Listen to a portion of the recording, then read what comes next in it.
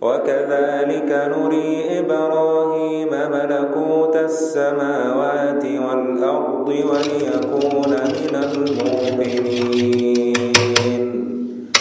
فلما جن عليه الليل رأى كوكبا قال هذا ربي. فلما أفل قال لا أحب الآفلين. فلما رأى القمر بازغا قال هذا ربي. السلام عليكم، اهلا بيكم في فيديو جديد. الواحد الصراحه يعني زهق من عدد الكرسي، فاللي هو ايه يعني بحاول ان انا اقعد بقى على طبليه كده واقعد اسند الظهر، لان الواحد الصراحه يعني تفرد رجلك بقى وظهرك كده، لان القعده بجد على الكرسي يعني لوقت طويل بتوجع لك ظهرك جدا يعني. فبجد يعني ايه ورايا شويه شغل كده، فخلينا نروح نبدا يعني شويه عشان ما نضيعش وقت. بس يلا بينا. فإما تثقفنهم في الحرب فشرد بهم من خلفهم لعلهم يذكرون. وإما تخافن من قوم خيانة فانبذ إليهم على سواء إن الله لا يحب الخائنين.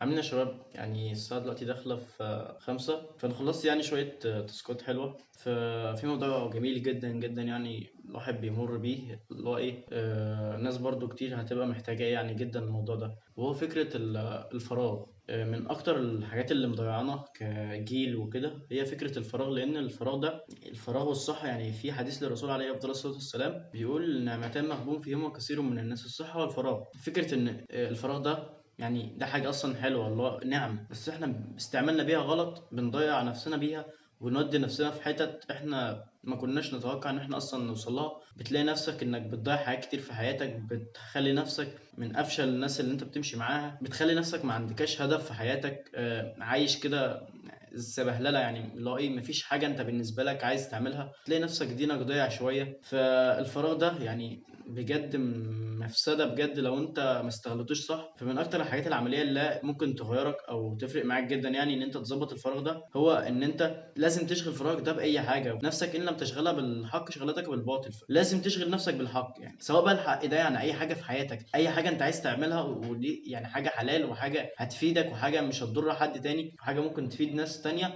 دوس. بس الفكره بقى ان يعني كل واحد بيبقى عنده اولويات بالنسبه له. يعني انت بالنسبه لك مثلا ممكن تكون بتدرس، معظمنا يعني بندرس، فممكن تكون عندك دي مش اولويات، انا ممكن بدرس حاجه تانية بس حاطط الاتنين، يعني حاطط اولويه بالنسبه لي وحاطط التانية دي معايا، فبالنسبه لي كده يبقى يومي مشغول، فمش هيبقى عندي ايه فراغ ان انا يعني بص الفراغ ده، بص يعني بص تلاقي بقى ذنوب كتير بجد. يعني لما تلاقي نفسك يعني بص اقصى حاجه لما تلاقي عندك فراغ مثلا، بص يعني من اكتر الحاجات اللي هتنفعك جدا ان انت يعني بص حاول تسيب اي تليفون، اي حاجه ليها علاقه بالنت او كده او التكنولوجيا، سيبها واطلع. يعني خد مثلا كتاب، ما تاخدش حتى موبايل، يعني سيب الموبايل، خد مثلا كتاب وانزل اقرا، يعني سواء بقى اي كتاب انت عايزه. انا مش معترض يعني مع الكتاب، انا الفكره ان انا بكلمك في فكره عامه، اللي هو ايه خد لك كتاب وانزل، يعني انزل اشتغل، انزل اعمل اي حاجه بعيد عن جو التكنولوجيا خالص. ومن اكتر الحاجات برضو اللي هتفرق معاك جدا ان انت تحاول انك ايه تغير المكان اللي انت بتذاكر فيه، يعني سواء بقى انت هتروح عند اي حد. برضو انا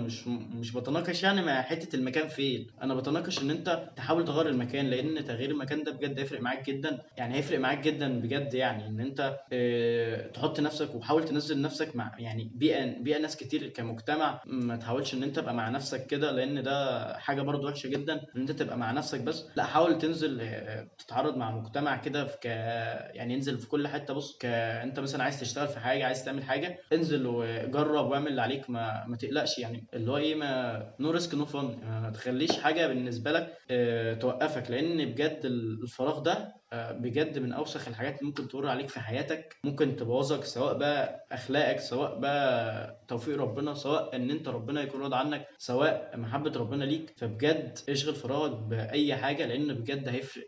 بص مش عارف اقول لك ايه، بس هيضيع لك حياتك جدا لو انت ما شغلتش فراغك. فحاول على قد ما تقدر يعني ان انت تشغل فراغك. وانا مش يعني مش عارف انت يومك بيمشي ازاي ان انا اقول لك مثلا تشغل بايه، بس انت من اكتر الحاجات اللي هتفرق معاك جدا ان انت مثلا يعني تحاول تقرا كتب، لان هي بتفيدني انا جامد، هي بتفيدني جامد جدا يعني. انا بجد القراءه مفيده جدا، زائد ان هي انت ممكن اللي هي بتخليك تسرح بعيد بقى عن اي حاجه في دماغك تانية، بتسرح بعيد. اللي هو انت تقعد مركز مع كتاب مثلا بتخليك لا يعني انا مثلا زهقان من المذاكره، واحنا كلنا طبيعي ان احنا ما بنحبش المذاكره اصلا، بس ايه بتخليك تبعد جدا عن الحاجه دي اصلا. فبجد يعني حاول ان انت تشغل فراغك، تنتظم يعني. بص ومن اكتر الحاجات بقى اللي هتشغل لك فراغك ان انت حاول تستعين بربنا على طول في كل حاجه. حاول تكون ملتزم بصلاتك، حاول تكون ما بتحاولش تعمل معصيه. انت طبعا عارف ان الصلاه يعني بتنهى عن الفحشاء والمنكر، فالصلاه بجد انتظم يا اسطى انتظم في صلاتك يا اسطى، بجد انتظم في صلاتك عشان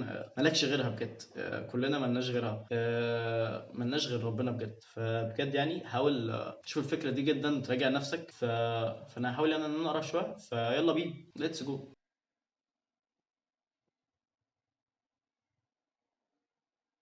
فانت معجب بايه؟ معجب بايه؟ انت نسيت نفسك لما رفعت عنك العصمه؟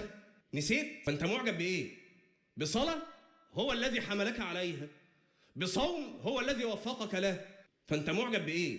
هو يا جماعه ما بيحصلش يبقى المصحف قدام عينيك ولا الاب في الموبايل وعاوز تقرا في المصحف ما تعرفش تفتح المصحف؟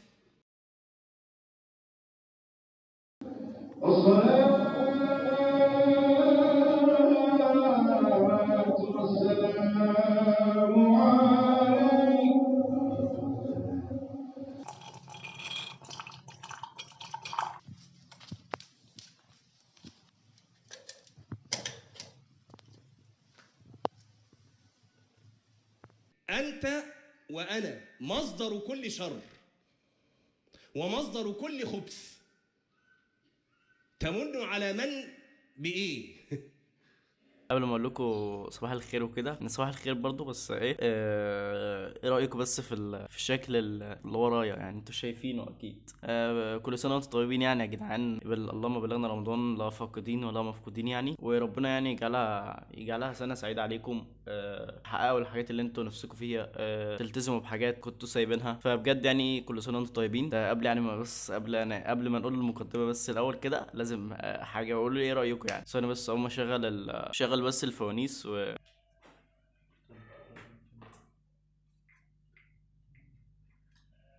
اظن يعني على ما اظن ان هي باينه، بس انا مش عارف يعني باينه قوي ولا ايه والله يا جدعان يعني. يعني الواحد عايز يحط لكم اللي هو فكره، عارف الابتهالات بتاع رمضان والحاجات دي، بس بجد انا مش عارف يا جدعان الكوبي رايت ده ايه يعني. مفيش اي حاجه من غير كوبي رايت للاسف يعني. ان الصراحه يعني ايه مكسل ان انا اربطه الصراحه في اشرب بس شويه قهوه. كوبايه القهوه حلوه الحمد لله. من اجمل الحاجات بجد ان انت تبداها بدايه يومك دي كوبايه القهوه. الساعه دلوقتي داخله في 8، فانا يعني خلصت اللي هو الحاجات اللي هم شويه الحاجات بتوع الصبح دول، اللي هو انت هتلاقيك عارفهم يعني مليون في الميه. يعني الحمد لله اللي هو فكره اليوم ما يبقى بادئ يعني بعد الفجر كده، بتلاقي فيه بركه يعني بص حاجه جميله جدا جدا يعني. من اجمل الحاجات يعني اللي سمعتها هي حته بتاع كان ابو زيد بيقولها، بيتكلم في فكره انك لازم عندك حاجتين لازم فيهم حاجه تتعب. يعني عندك الحاجتين دول اللي هم ايه؟ جسمك وعقلك. بالنسبه لي انت شخص عايز تتعب جسمك او عايز تتعب بدنك، وقف عقلك عادي، بس هتشتغل بص جسمك هتنيك بقى، بص هتتكسر. عايز توقف جسمك وتشغل عقلك هيبقى احسن. يعني انا بالنسبه لي ده الجانب الاحسن بالنسبه لي انا شخصا يعني. ان انت هتوقف جسمك ماشي، بس عقلك هيشتغل، فاللي هو ايه هيبقى فارق. يعني انت بالنسبه لك لازم في حاجتين، لازم واحده فيهم تشتغل عشان تعرف تعيش. اللي هو لازم حاجه فيهم تشتغل، حاجه من الاثنين، عقلك ولا بدنك. يعني انت شوف انت حابب ايه تتعب ايه، و يعني شوف الدنيا هتعمل ايه. اللي هو انت شوف انت حابب تتعب نفسك في ايه، اتعب نفسك فيه. بس يعني اللي هي فكره سريعه جدا جدا يعني. فدلوقتي انا ورايا شويه يعني ايه شغل، هنحاول يعني نروح نذاكر شويه ونيجي نرجع بقى تقولوا لي ايه يعني رايكم في المايك كده، لان الصراحه فقولوا لي ايه الدنيا يعني. فيلا بينا. وقد فصل لكم ما حرم عليكم إلا ما اضطررتم إليه وإن كثيرا ليضلون بأهوائهم بغير علم إن ربك هو أعلم بالمعتدين. ولقد أخذناهم بالعذاب. عاملين يا شباب، يعني دلوقتي الساعة داخلة في 3 و10 كده يعني، او 3 و5 حاجة زي كده. فبجد يعني من اكتر الحاجات بقى اللي عايز اتكلم فيها جدا جدا، وهي فكرة ان انت حاول. في ناس كتير بتتكلم يعني فكرة عكس الفراغ تماما، ان اقول لك اصلا انا ما عنديش وقت. من اكتر الحاجات اللي انا سمعتها يعني للشيخ علاء حامد بيقول لك ان انت لازم تستغل الاوقات البينية، اللي هو ايه يعني، انت نازل الكلية مثلا، المواصلات انت فاضي، نازل تشتري حاجة مثلا كبنت مثلا، ممكن تكون مثلا اللي هو ايه في المطبخ، بتبقى فاضي يعني، ممكن تلبس اللي هو ايه ايربودز مثلا وتقعد بقى. يعني انت ممكن تسمع قرآن، تسمع بودكاست، تسمع حلقات، تقرا ورد. بص يعني انت في الاوقات دي بجد انت عندك وقت فاضي، بس انت مش مستغله، ووقتك ضايع بكل ده. انت بتروح جاي تيجي في الوقت ده وتروح جاي ماسك الموبايل او تفتح بقى سوشيال ميديا، وبتضيعه على حرفيا يعني فضا. بجد مش هتستفاد بحاجه من ان انت تفتح السوشيال ميديا، خليها بس الحاجات المهمه بجد. ومن اكتر الحاجات اللي هي يعني بص يعني بجد بجد هتاثر معاك في فكره الفراغ دي، هي فكره ان انت يعني بص تحاول تبقى مجهز الحاجه اللي انت تعملها. ما تجيش الصبح مثلا، او تيجي انت لسه صاحي متاخر اصلا، انت اصلا كده بتبوظ نفسك اولا. تاني حاجه ان انت اصلا مش بتبقى مجهز الحاجه اللي انت تعملها، فانت عقبال لما بتجيبها اصلا انت ضيعت الجهد اللي بيبقى يعني بدايه يومك ده اللي هو بيديك طاقه. حاولوا بجد يعني يا جدعان ان انتوا حاول تخلي شهر رمضان ده شهر تغيير بالنسبه لك. الشهر يعني الشهر ده تحاول تغير من نفسك فيه، تحاول ترجع لربنا، تحاول تلتزم في صلاتك، تلتزم بعباداتك. ما تحاولش ان انت يعني يكون ليك خصومه مع حد. حاول تخلي شهر رمضان ده حاجه تغيرك بجد للاحسن، تخليك ترجع تاني، لان بجد من افضل الشهور اصلا ان هي بتحس ان هو ليه بهجه كده. بيجي اللي هو انت بتبقى زهقان وكده، بيجي سبحان الله يعني. فبجد يعني ايه، مش عايز اطول قوي في الفلوج. كل سنه وانتم طيبين في الاخر برضو، فانتظرونا يعني باذن الله في الفلوج الجاي ان شاء الله. فبس كده، سلام.